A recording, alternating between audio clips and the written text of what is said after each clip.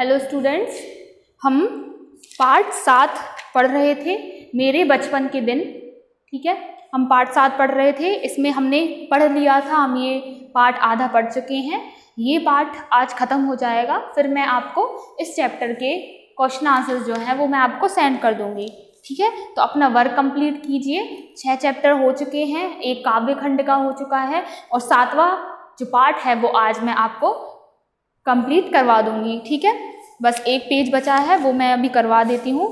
इसके बाद आपको क्वेश्चन आंसर्स लिखना है और अगर आपको कुछ समझ नहीं आता है इस चैप्टर में तो आप मुझे बता सकते हो, आप मुझे मैसेज कर सकते हो। ठीक है, तो हमने क्या पढ़ा था कि जो महादेवी वर्मा के बचपन की हम बात कर रहे थे कि बचपन में उन्हें क्या था, उन्हें बहुत ज़्यादा हक दिए गए थे। मतलब उन्हें स्कूल जाने का काफ़ी अवसर मिला, उन्होंने अपनी कॉलेज की पढ़ाई कंप्लीट करी, पूरी करी। और सुभद्रा कुमारी जी जो खुद एक कवित्री थी, उनके साथ ये भी कविताएं लिखती थी और इन्हें कई पुरस्कार मिला करते थे। और उसके अलावा जो कवि सम्मेलन हुआ करते थे, उन कवि सम्मेलनों में भी ये काफ़ी ज़्यादा भाग लिया करती थी उनमें, और इन्हें हमेशा प्रथम पुरस्कार मिला करता था। ठीक है, और एक पुरस्कार में उन्हें चांदी का कटोरा मिलता है, और जो चांदी का कटोरा वो किसे दे देती हैं, बापूजी को दे देती हैं, महात्मा गांधी जो थे। और ये किस समय की बात हो रही है, जब देश के लिए, हम आज़ादी के लिए हम लड़ रहे थे। हम देशवासी जब लड़ रहे थे, जब हमें देश को आज़ादी नहीं मिली थी। और इसमें वो बताती हैं कि जिस हॉस्टल में, जिस छात्रावास में वो रहती थी, वहाँ क्या था, वहाँ पर हर जाति की, हर धर्म की क्या थी, लड़कियाँ थी, वहाँ के स्टूडेंट्स थे, वहाँ के छात्र थे। कुछ उर्दू बोलते थे, कुछ बुंदेलखंडी बोलते थे, कुछ मराठी बोलते थे, लेकिन तब भी सब एक दूसरे से प्यार से, मित्र के व्यवहार से रहते थे। सब एक दूसरे के साथ खेलते थे, कूदते थे। और जो मेस था, मेस मतलब जहाँ पर खाना खाते थे छात्रावास में, वहाँ पर भी सब एक साथ बैठकर खाना खाया करते थे। तो वो ये बताती हैं कि वहाँ पर पूर्ण एकता थी, कोई भी भेदभाव नहीं था, ऐसा महादेवी वर्मा जी बोलती हैं। अब हम पढ़ते हैं कहाँ से हमने छोड़ा था। मैं जब विद्यापीठ आई तब तक मेरे बचपन का वही क्रम चला जो आज तक चलता आ रहा है। विद्यापीठ मतलब स्कूल में जब आई। ठीक है, कभी कभी बचपन के संस्कार ऐसे होते हैं कि हम बड़े हो जाते हैं तब तक चलते हैं। वो बोलती हैं कि मैं विद्यापीठ जब स्कूल में आई तो मैं वैसे ही थी, तुम्हें कोई बदलाव नहीं आया था। तो वो कहती हैं कि कभी कभी ऐसा होता है कि आप बड़े भी हो जाते हो लेकिन आपका व्यवहार वैसा ही रहता है, आप में बदलाव नहीं आता।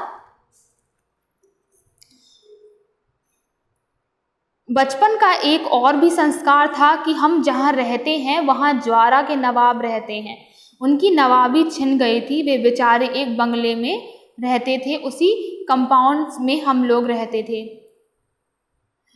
अब वो कहती हैं कि जवारे के नवाब थे, वो कहाँ रहते हैं, अब एक बंगले में पहले रहते थे लेकिन अब वो कहाँ रहते हैं, कंपाउंड में रहते हैं हमारे साथ। बेगम साहिबा कहती थी हमको ताई कहो।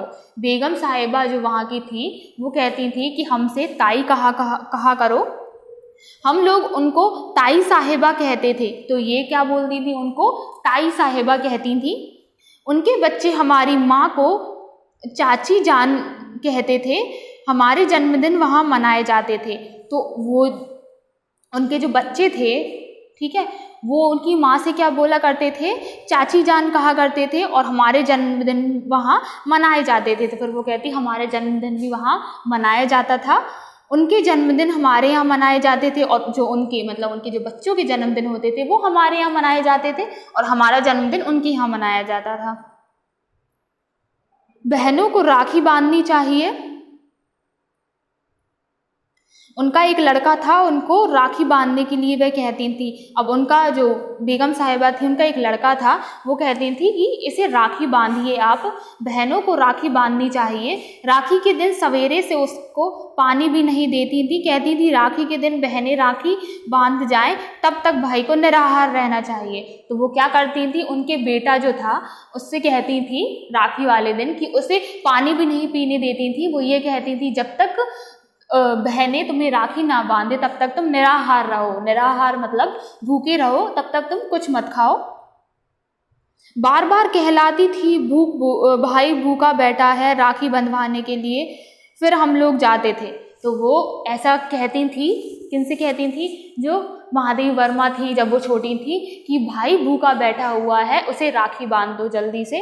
तो फिर वो जाती थी राखी बांधने के लिए उन्हें। फिर हम लोग जाते थे, हमको लहरिये या कुछ मिलते थे। इस तरह मुहर्रम में हरे कपड़े उनके बनते थे। अब वहाँ पर क्या था, अब वो मुसलमान थे तो मुहर्रम उनके यहाँ मनाया जाता था। तो वहाँ पर क्या होता था, हरे रंग के कपड़े उन्हें बनते थे, तो हमारे भी बनते थे। तो वहाँ पर वो हरे रंग के कपड़े बनाते थे, तो इनके लिए भी हरे रंग के कपड़े बना दिए जाते थे। फिर एक हमारा छोटा भाई हुआ वहाँ, तो ताई साहिबा ने पिताजी से कहा। फिर हमारा छोटा भाई मतलब महादेवी वर्मा जी का ही छोटा भाई हुआ होगा। तो ताई साहब ने पिताजी से कहा, देवर साहब से कहो वो मेरा नेग ठीक करके रखे, मैं शाम को आऊँगी। तो वो कहती हैं कि देवर से कहो, मतलब जो महादेवी वर्मा के जो पिताजी होंगे, कि मेरा नेग रखो, मतलब कुछ जो पैसे देते हैं वो रखो।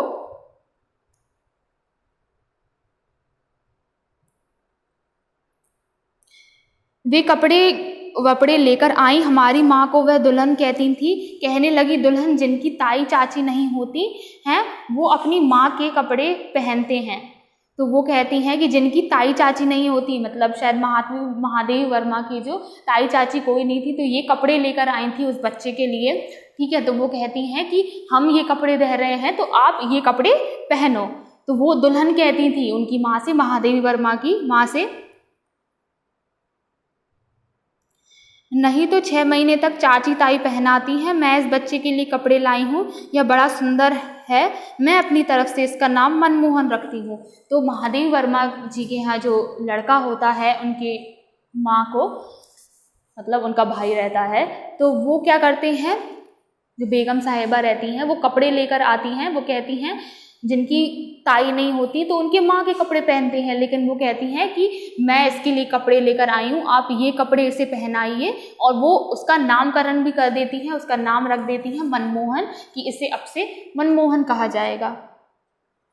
वही प्रोफेसर मनमोहन वर्मा आगे चलकर जम्मू यूनिवर्सिटी के वाइस चांसलर रहे। तो जो मनमोहन जो थे, मनमोहन जो जन्म हुआ था जिनकी अभी हम बात कर रहे हैं, वो ही कौन बने, प्रोफेसर मनमोहन वर्मा आगे चलकर जम्मू यूनिवर्सिटी के वाइस चांसलर बने।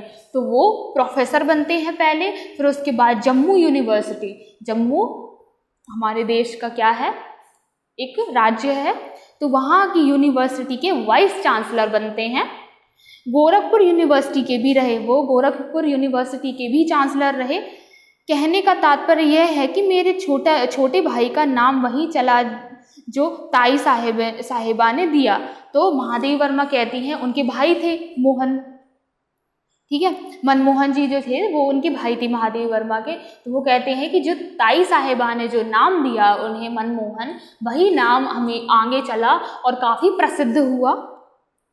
उनके यहाँ भी हिंदी चलती थी, उर्दू भी चलती थी। अब वो कहती हैं कि उनके यहाँ वो भी हिंदी भी बोलती थी और उर्दू भी बोलती थी। जो साहिबा थी, ताई साहिबा, अपने घर में वह अवधी बोलती थी, और वो घर में क्या बोलती थी, अवधी बोला करती थी।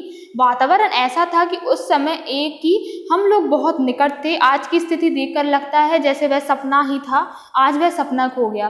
तो महादेवी वर्मा कहती हैं कि हम बड़े ही निकट थे, भले ही वो मुस्लिम थे, हम हिंदू थे, लेकिन हम बहुत निकट थे, सब कुछ बहुत जुड़ा हुआ था। आप देख ही सकते हो इस पाठ में हम बता रहे हैं कि वो इनके यहाँ जाया करते थे, कोई भी बर्थडे मनाने के लिए, जन्मदिन मनाने के लिए वो इनके यहाँ आया करती थी। जो महादेवी वर्मा के यहाँ, उनके यहाँ जो भाई पैदा होता है तो उनके लिए कपड़े लेकर आती हैं वो। तो हम देख सकते हैं कि कितना लगाव था उनका दोनों का, भले ही वो मुस्लिम हिंदू थे। तो महादेवी वर्मा कहती हैं कि ये अब मुझे सपना सा लगता है कि पहले जब वो छोटी थी तब इतने प्यार से रहा करते थे, अब वो चीज़ आप अभी देख सकते हो कि इतना प्रेम भाव नहीं रहा है अलग अलग धर्मों के बीच। तो वो कहती हैं अब तो ये बस सपना सा रह गया है, आज की स्थिति देखकर जैसे वो सपना हो गया है। शायद वह सपना सत्य हो जाता तो भारत की कथा कुछ और ही होती। तो वो कहती हैं अगर ये सपना सत्य हो जाता, मतलब जैसे कि वो रहती थी पहले, उनके मुस्लिम पड़ोसी थे, ठीक है, और वो खुद हिंदू थी, अगर ऐसा अभी भी होता, बड़े ही प्यार से हम दोनों रहते, तो भारत का जो नज़ारा था, भारत जो आज है, वैसा नज़ारा कुछ और ही होता हमारे भारत का, इसकी कथा कुछ और ही होती। ठीक है, तो हमने ये चैप्टर पढ़ लिया, काफ़ी अच्छा था। इसमें महादेवी वर्मा ने अपने बचपन के दिन बताने के साथ साथ ये बताया है कि पहले के समय जब हम देश के लिए लड़ रहे थे, आज़ादी के लिए, उस समय बहुत ही एकता थी, अखंडता थी, धर्मों के लेकर हम लड़ाई नहीं करते थे। लेकिन आज का क्या है युग कि हम धर्मों को लेकर बहुत ज़्यादा लड़ाई करते रहते हैं, जिससे कि हमारे देश को आगे ना बढ़ते हुए हम अपने देश को और पीछे ले जाते हैं। तो ये चीज़ भी उन्होंने बताई है अपनी इस पाठ में, इसमें उन्होंने लिखा हुआ है। ठीक है, तो मैं आशा करती हूँ आपको ये समझ आया होगा ये पाठ। ठीक है, अगर आपको कुछ नहीं आता है तो आप मुझसे बोल सकते हो, अब इसके क्वेश्चन आंसर्स मैं आपको कल सेंड कर दूँगी। ठीक है, सो टिल देन अपना होमवर्क कंप्लीट कीजिए, याद करने की कोशिश कीजिए। ठीक है, थैंक यू सो मच।